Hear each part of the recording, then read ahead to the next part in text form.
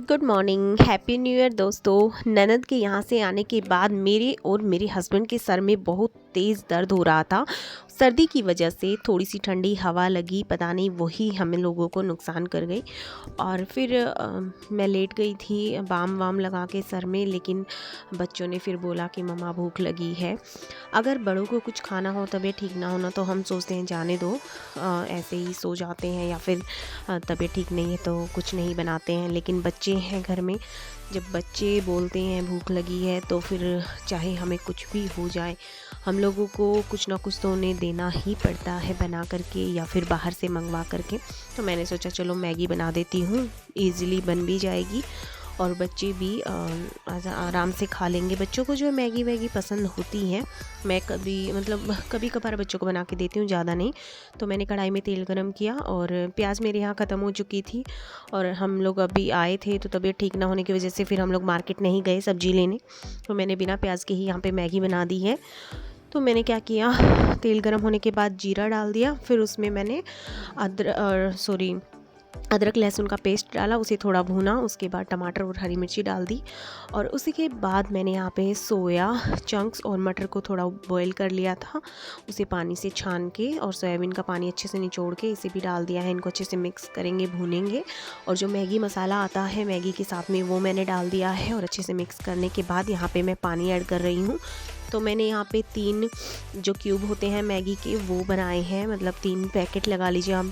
जो एक single packet आता है ना छोटा वाला, वैसे 3 पैकेट हैं। और फिर मैंने इसमें थोड़ा सा गरम मसाला और थोड़ा सा एक्स्ट्रा नमक भी डाल दिया है ताकि बिल्कुल परफेक्ट बने। और जब तक मैगी बन रही थी मुझे थोड़ी भूख लगी थी, तो मैंने सोचा कि चलो मैं थोड़ी सी खीर खा लेती हूँ। खीर रखी हुई थी मेरे फ्रिज में, कोन वाली खीर मैंने बनाई थी, आपके साथ रेसिपी भी शेयर की थी। तो वही खीर रखी थी और देखिए यहाँ पे पानी बॉयल हो गया। तो फिर मैंने जो मैगी थोड़ी सी रफली तोड़ के रखी थी वो इसमें डाल दी। इसको अच्छे से मिक्स कर लेंगे और जैसे ही ये एक बार नाइसली पानी में डिप हो जाएगी, फिर उसके बाद हम इसे ढक के धीमी आंच पे कुक करेंगे। और देखिए ये उबाल भी आ गया है इसमें अच्छे से। अब हमने गैस को बिल्कुल धीमा कर दिया है और ढक्कन लगा करके इसे पकने देंगे।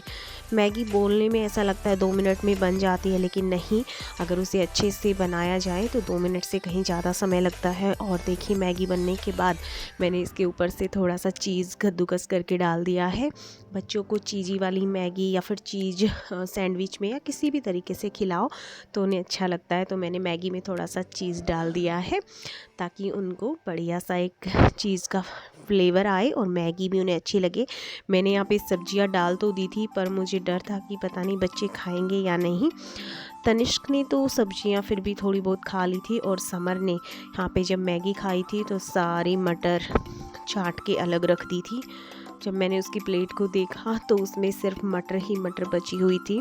वो बिल्कुल भी मटर नहीं खाता है, चाहे जो हो जाए।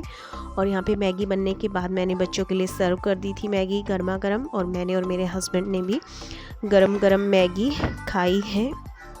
और यहाँ पे मैं टेस्ट कर रही थी कि कैसी बनी है। एक्चुअली मैगी जो है ना, एक ऐसी चीज़ है जो मुझे बिल्कुल भी पसंद नहीं है, मुझे इतनी अच्छी नहीं लगती है। फिर भी मजबूरी में मुझे मैगी खानी पड़ी क्योंकि और कुछ बनाने की मेरी हालत नहीं थी। और अब हो गई है नेक्स्ट मॉर्निंग और मैं यहाँ पे तैयारी कर रही हूँ मेरे हस्बैंड के लंच बॉक्स की। तो मैंने यहाँ पे आज आलू छोले की सब्ज़ी बनाई है और सब्ज़ी बन गई है। अभी मैं इसमें धनिया डाल रही हूँ, हरा धनिया, और मैं गैस ऑफ कर दूँगी। और सब्ज़ी हमारी रेडी हो गई है। सब्ज़ी को दूसरे चूल्हे पे मैंने रख दिया है और अब मैं यहाँ पे बनाऊँगी पूड़ियाँ और नाश्ता। मेरे हस्बैंड पूड़ी खाएंगे नाश्ते में, और मेरे बच्चे भी छोले की सब्ज़ी और पूड़ी खाएंगे। और मेरे हस्बैंड का जो लंच बॉक्स होगा उसमें मैं रोटियां बना करके दूंगी। तो मैंने कढ़ाई रख दी है और उसमें ऑयल डाल दिया है गरम होने के लिए। जब तक ऑयल गरम हो रहा है मैं यहाँ पे आटे से छोटी छोटी लोइयाँ तोड़ लूँगी पूरी बनाने के लिए। तो मैंने बहुत सारी लोइयाँ तोड़ ली हैं। अब इन्हें अच्छे से लोई जैसा बना करके और फिर हम इन्हें बेलेंगे। तो मैं पूड़ियाँ जब भी बेलती हूँ तो हल्का सा ऑयल लगा करके ही बेल लेती हूँ। आटे वाली पूड़ियाँ हम जब फ्राई करते हैं ना, तो आटे के कुछ कण उस तेल में बैठ जाते हैं, रह जाते हैं, तेल हमारा गंदा हो जाता है।